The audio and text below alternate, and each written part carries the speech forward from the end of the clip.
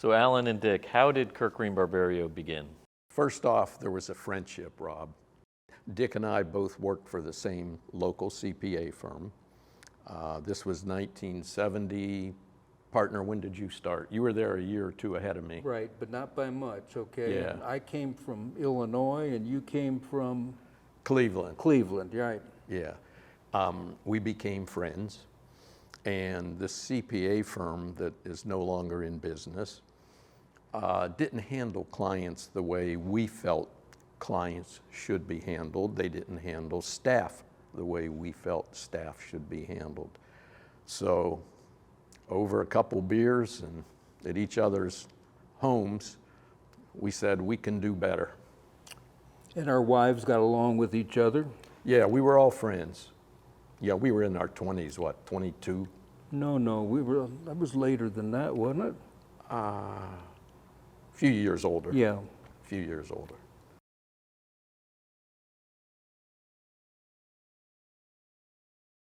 So when you think of what you didn't like in the other firm, what were some of your founding values as you thought of starting the firm? I think we thought we could do better for our client, okay? And we could still make some money at it, okay? But we thought we could really do well for our client and be a little bit more personal with them and that. And it was sort of scary at first because both our wives were pregnant at the time. I already had 3 children, I believe, okay? And and I was renting and, it was a big step. But our wives encouraged us to do it. Mm-hmm. And at the beginning, we each put some money into a checking account. And we never had to put it, I think it was $1,000 a piece, if I'm not mistaken. It wasn't much. It wasn't in today's dollars, okay? We each put $1,000 into the checking account, and it was never stopped. And we took money out later at the end of the year. We were able to make it and have a draw. So we had something in common, as I think back. We liked helping people. Oh, yeah. So public accounting was a way you could help people solve their problems.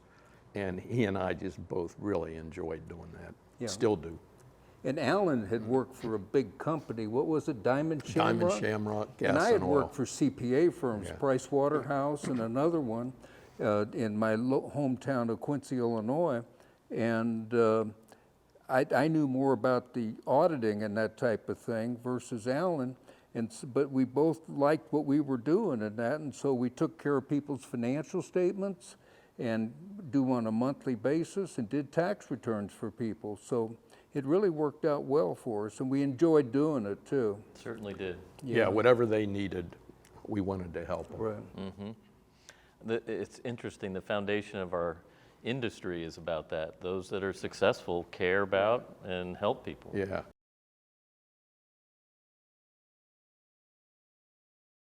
My wife worked for the trust department at Palmer Bank. Okay. In the daytime, and on nights and weekends, she worked for Dick and I. Yeah. Cranking out financial statements, tax returns.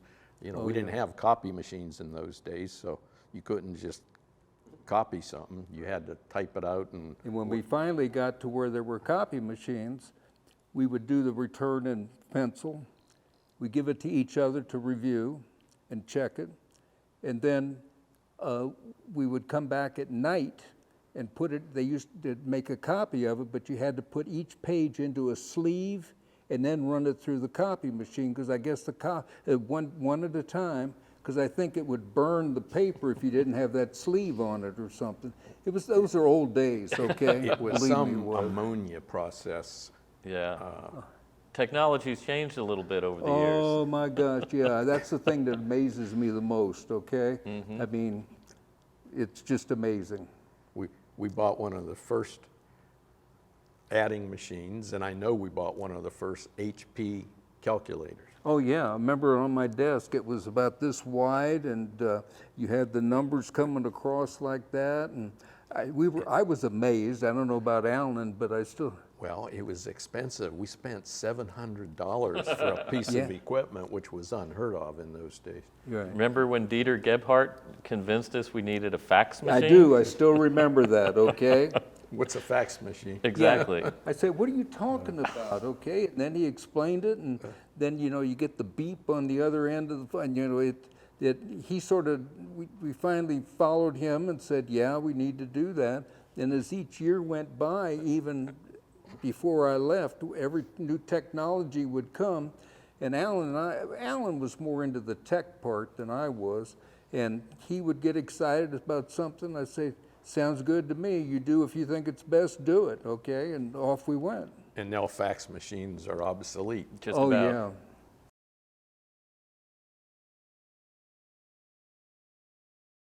So what were some of the initial challenges when you began? I know what my biggest challenge was: time. We were trying to raise kids, had a marriage, trying to take care of customers' needs. There just weren't enough hours in the day. We had to build a practice, and we didn't have any infrastructure. We had to do our own billing, our own everything. Yeah. We couldn't say, Allan, you bill this, no, or I bill for him. No, we couldn't do that. We had to take care of whatever, because we had made a pact together to do this together, and that's what we did. But it was difficult on the marriage, okay, sometimes, and why my wife stayed with me, I have no idea, okay? But like I said, we're gonna celebrate our 59th wedding anniversary next week.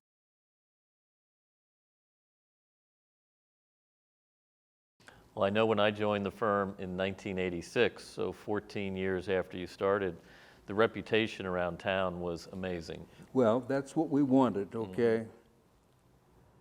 Yeah, we wanted a reputation for helping people, honesty, integrity, competence. So I guess we were successful. I know you helped many of the builders and developers out on Longboat Key. Right. Yeah. Which, as you think about, Southeast Bank had an office, and at that point, once a month, we all had to trudge out there and man the front desk, and I remember doing that Right. myself. Yeah, Dick brought a lot of the developers to the firm on Longboat Well, you Key. had one too. I brought the Siesta Key. developers on Siesta Key, so we had the territory covered pretty well. And it was fun developing it. We knew we weren't number one, but it was a lot of fun building to be number one in the county there. Certainly, yes. And you may still be there. We're the largest independent CPA Yeah. firm on the west coast of Florida.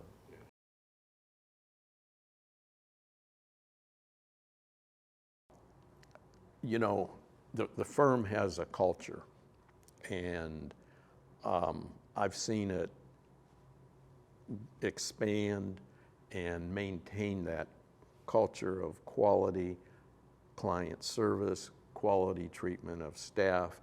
I applaud you and managing partners before you Oh, my goodness. and after us, because you maintained and grew that culture, Rob. It's not easy to do. No, and to have done it now for 50 years is incredible. It really Rob. is Because amazing. you have different personalities that got to be melded together within reason, and so.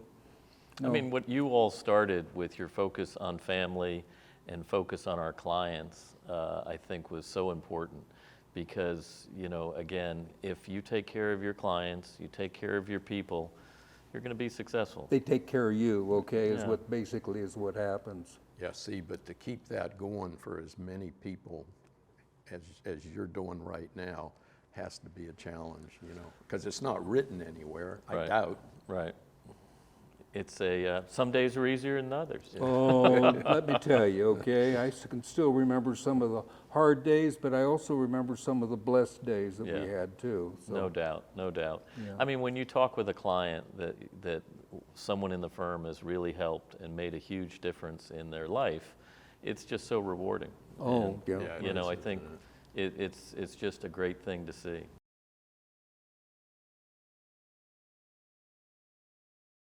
So Rob, how do you carry on the KB legacy and culture today? Well, I think as I grew up in the firm, it was evident that what you all did, focusing on the client, focusing on our ability to have a life outside of the firm, made it a place I wanted to stay. And so it's something that we've always tried to do as a firm, And, you know, to me, to be able to raise a family and have a successful career in public accounting is something that I think the right culture allows you to do that. And the wrong culture won't let you have that. So it's something we're always aware of. Well, and I notice you seem to be holding up well. You look good. You know, you don't look stressed out. So congratulations. You seem to have arrived at a good balance in life, Rob. Thank you, thank you. And certainly, again, you set a great example for me. You and I didn't get to work together as much, but to, you know, watch the way you handled our clients, handled our staff, it's something that, you know, you were a great mentor, and that was important.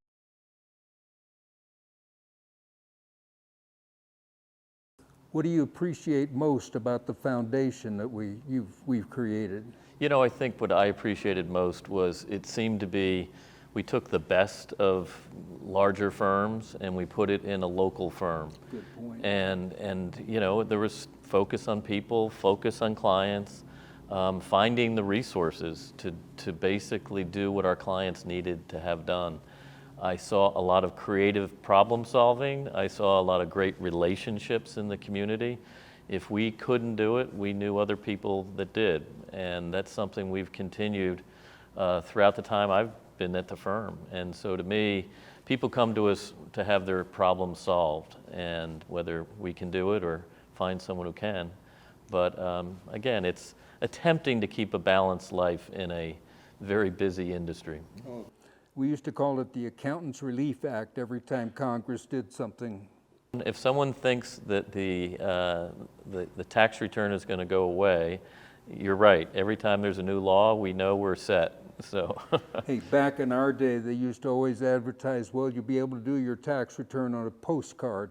Well, that day will never come, okay? Believe me. No. Too complicated. It did cause us some panic moments, though. it did. Yeah. It did, because I think we know that could happen. Yeah.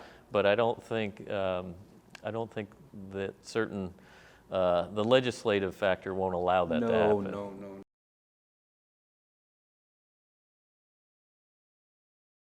Mine would be that they continue doing exactly what they're doing. I guess you can't help but become bigger, okay? I don't know if you can become better, okay, but because you're already the best, okay? So I don't know where they would go. I mean, the younger people would have a better idea of what's out there. You're up to date on things, so I'm not sure. I'd love to see the firm stay independent. Yeah, that's Just true. continue to grow what you have as our community grows. Maybe continue to add some more services, because I think you can do all that and be extremely successful. And you know, right now I understand you're responsible for about 160 families. Mm-hmm. And I know when Dick and I were there, we always felt an obligation to take care of our staff because we knew somewhere there's a family there. Right. And you're in the same position. You have a huge responsibility.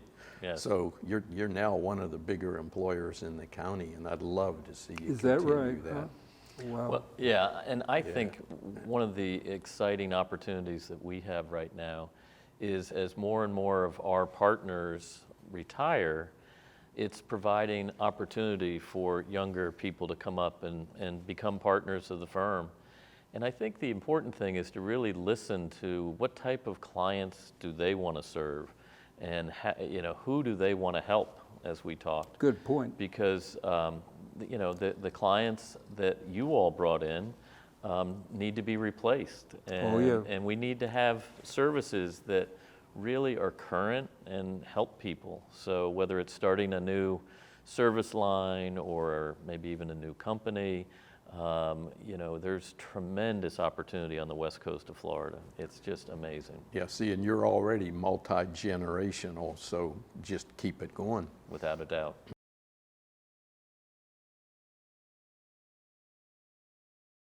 Accounting is one of the best occupations in the world. It's a profession that can form the basis of anything else you want to do. And public accounting gives you a rare opportunity to work with the same clients throughout their life. So you kind of get a bird's eye view of the life cycles. Right.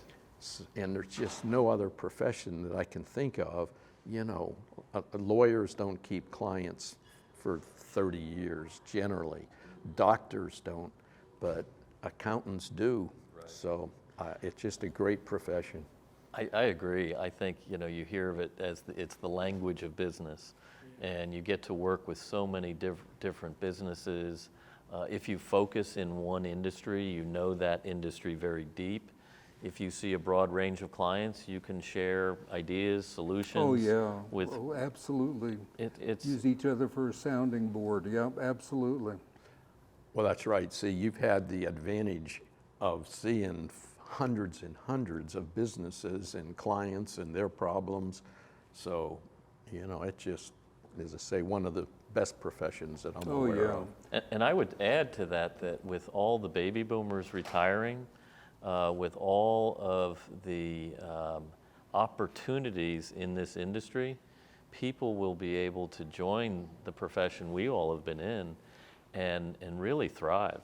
So, I mean, to me, the accounting profession needs more accountants. Hey, so it's the language of business, okay, is what it is, and it works out well. it does. Are the schools generating enough accountants, Rob? I Actually, haven't been they are involved. not. They're not? The enrollment is going down, and so educating people, even kids in high school, that this is such a great opportunity is something that we're all trying to do.